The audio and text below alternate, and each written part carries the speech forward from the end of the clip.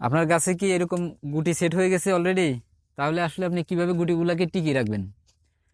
দেখুন, এটি ফলের প্রথম পর্যায়ে। এই মুহূর্তে গাছটাকে যদি গুটিগুলা টিকিয়ে রাখতে হয় তাহলে তাকে তার প্রয়োজনীয় নিউট্রিশন সাপোর্ট দিতে হবে।